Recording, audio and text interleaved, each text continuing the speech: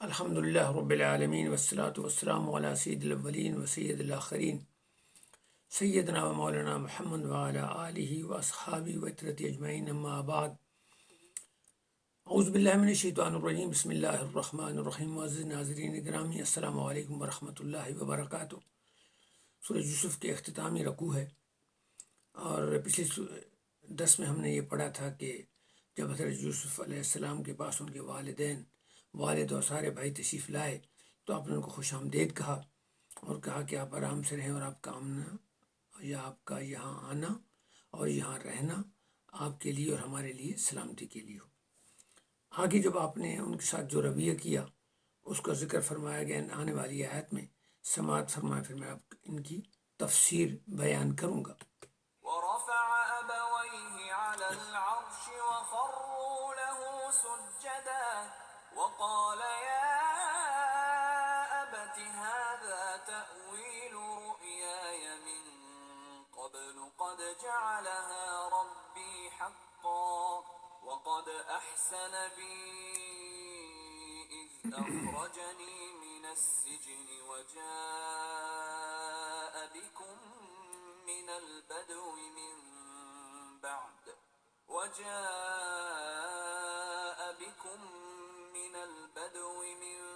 بعد أن نزغ الشيطان بيني وبين إخوتي إن ربي لطيف لما يشاء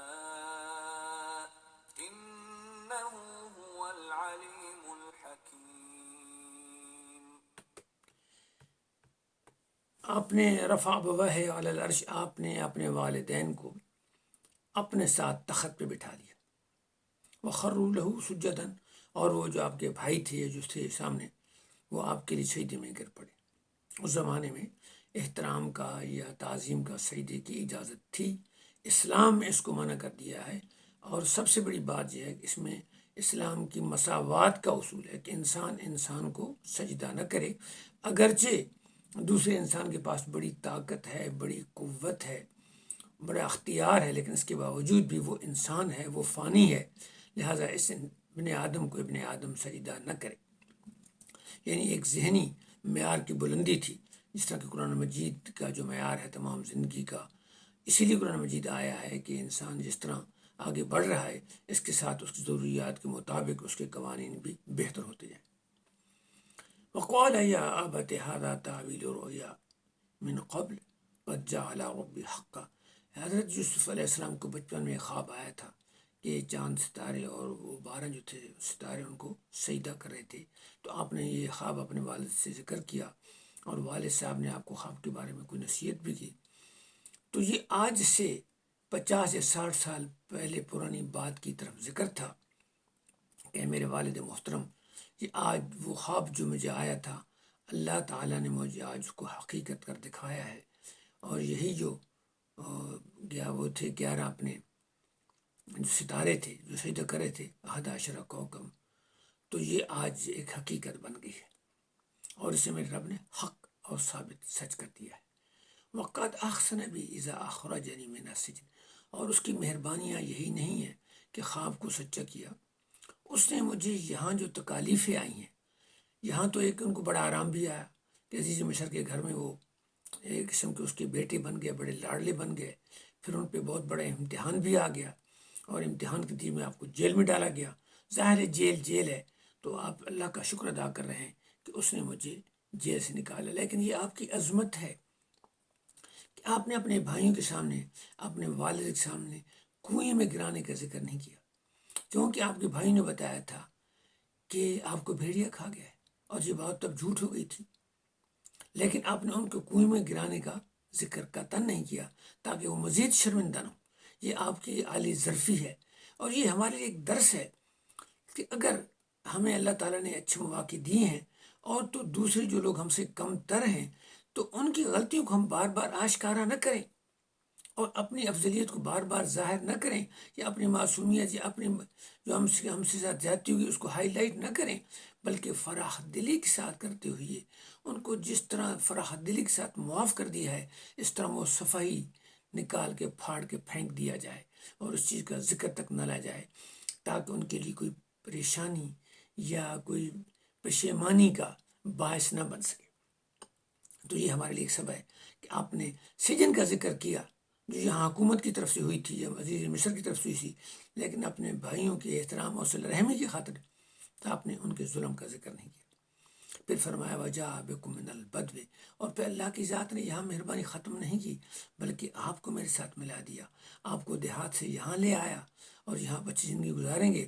اور پھر نزع الشیطان، اور وہ جو میرے اور میرے بھائیوں کے درمیان شیطان نے ایک فساد کھڑا کر دیا تھا، حسد کا، کینے کا، بغض کا، اس کو بھی اللہ تعالیٰ نے ختم کر دیا۔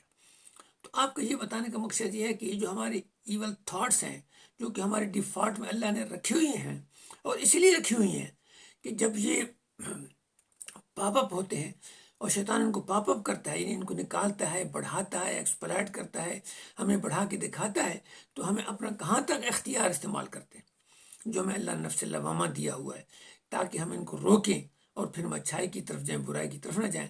کیونکہ شیطان کو، اس طرح حضور نے فرمایا کہ انسان کے خون میں دوڑتا ہے، وہ ایک انرجی ہے، ایک جس طرح ہم دیکھتے ہیں کہ ایک میسیج ہے جو ہماری آنکھوں کے ذریعے، جو ہمارے خیالات میں، ہمارے کان کے ذریعے، ہمارے زبان میں، یہ جسمانی مزے کے ذریعے، حساسیت کے ذریعے ہمارے دماغ میں جاتا ہے، اور پھر اپنے آپ کو وہ پھیلاتا ہے، بڑھاتا ہے، اور اس میں وہ تھوڑی سی معمولی سی ریشنلٹی پیدا کر کے جو بہت بڑی حقیقت ہے اس کو وہ چھپا دیتا ہے۔ حقیقت تو بھائیوں کی محبت تھی، صلہ رحمی تھی، اچھا تعلق تھا، اور کینہ معمولی بات تھی تو کینے کو بڑھا دیا اور صلہ رحمی کو اور محبت کو ختم کر دیا۔ تو اس سے ہمیں بچنا چاہیے، بہت خیال کرنا چاہیے۔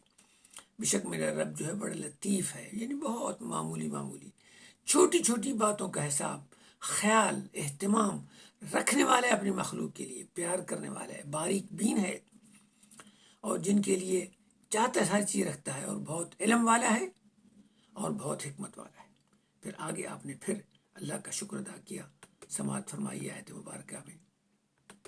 رب قد آتيتني من الملك وعلمتني من تأويل الأحاديث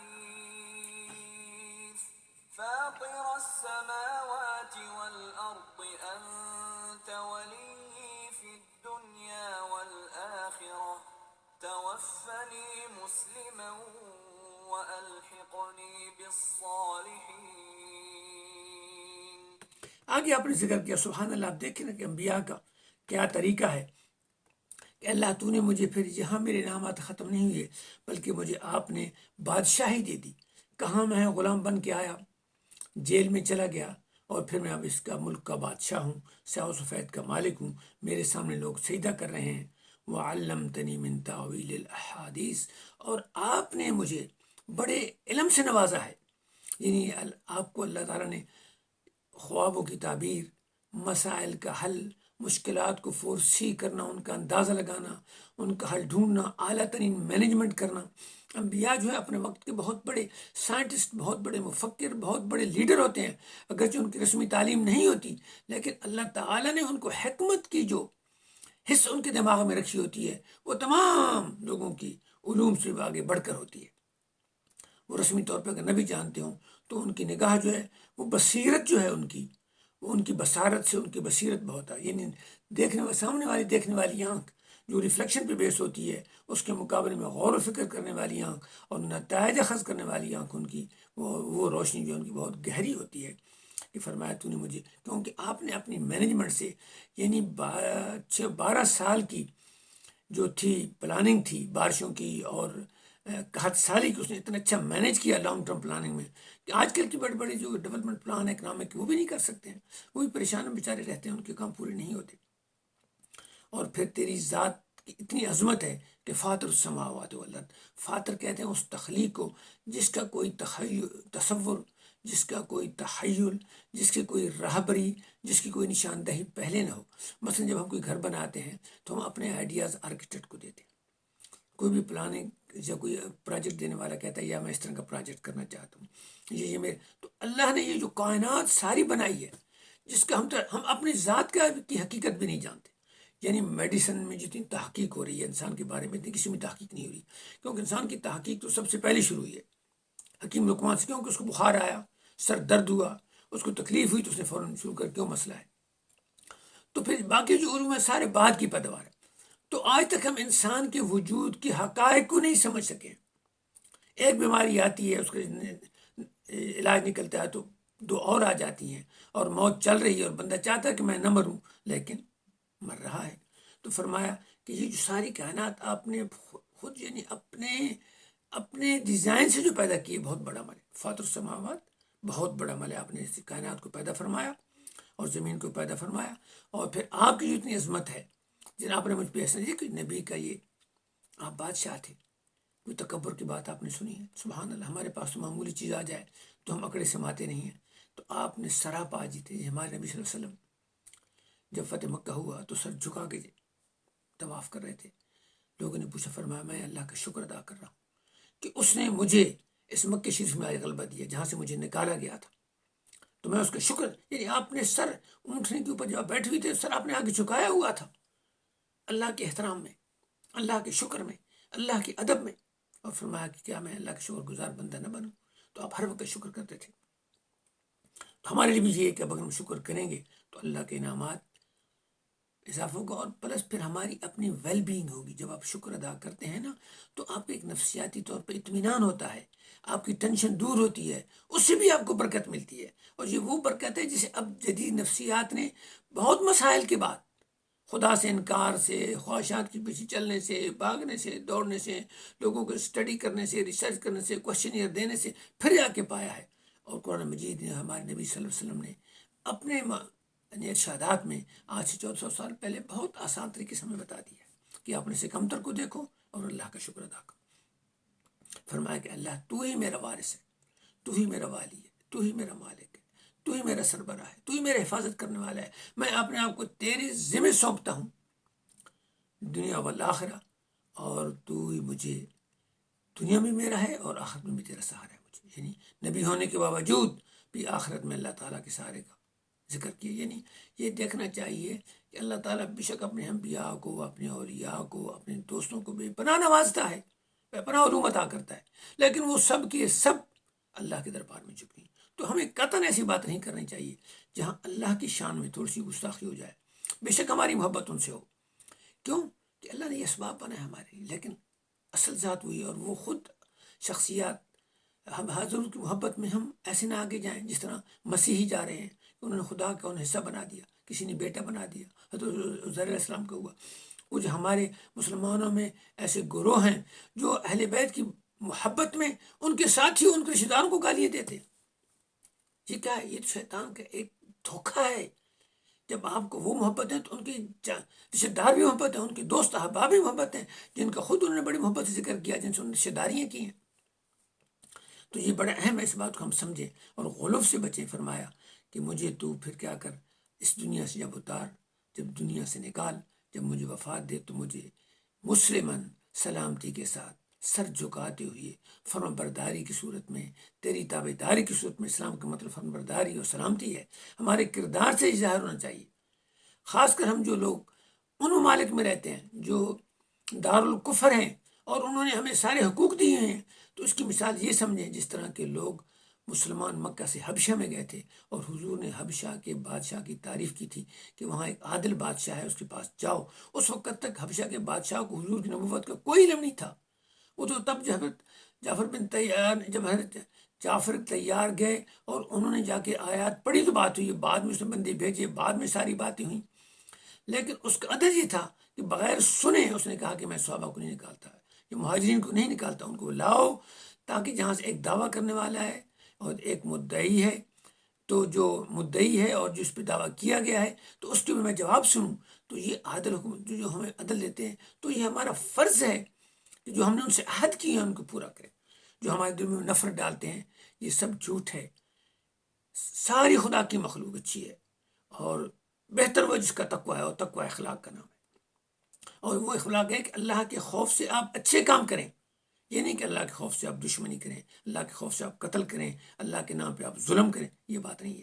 ہاں اگر آپ کو اپنی جان کا خطرہ ہے، کوئی آپ کی جان کے در پہ ہے، پھر آپ کر سکتے ہیں. اور اگر آپ سمجھتے اچھا نہیں ہے تو فساد نہ کریں، آپ وہاں سے چلے جائیں. یہ آسان طریقہ ہے.